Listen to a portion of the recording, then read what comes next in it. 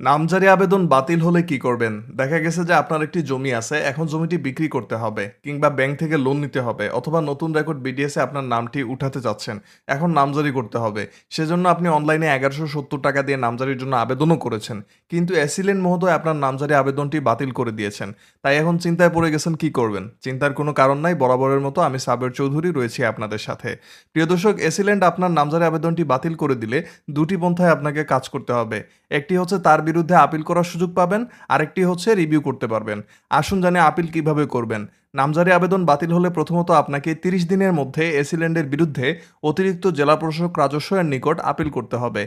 Appeal করার পর অতিরিক্ত জেলা প্রশাসক রাজস্ব-এর নিকট যদি আপনি কোনো সমাধান না পান, সেক্ষেত্রে ৬০ দিনের মধ্যে অতিরিক্ত বিভাগীয় কমিশনার রাজস্ব-এর নিকট আপিল করতে হবে। আর যদি এখানেও আপনি হেরে যান, সেক্ষেত্রে ৯০ দিনের মধ্যে ভূমি আপিল বোর্ডে অতিরিক্ত বিভাগীয় কমিশনার রাজস্ব-এর আদেশের বিরুদ্ধে আপিল করতে হবে। আর এই ভূমি আপিল বোর্ডের সিদ্ধান্তই কিন্তু চূড়ান্ত। আর পরবর্তীতে হলো রিভিউ আবেদন করা। এই রিভিউ মানে হচ্ছে পূর্ণ বিবেচনা করা। আপনি চাইলে এসিল্যান্ডের কাছেই তার আদেশের বিরুদ্ধে রিভিউ আবেদন করতে পারবেন। তবে এক্ষেত্রে মাথায় রাখবেন, আপনি যদি রিভিউ আবেদন করে ফেলেন, সেক্ষেত্রে কিন্তু আপনি আর আপিল করতে পারবেন না। আশা করি সবাই বুঝতে পারছেন। প্রিয় দর্শক, ভিডিওটি শেয়ার করে দিবেন। শেয়ার করে দিবেন এই জন্য যে, কারণ অনেকেই জানে না নামজারি আবেদন বাতিল হলে সে কি করবে। আসসালামু আলাইকুম।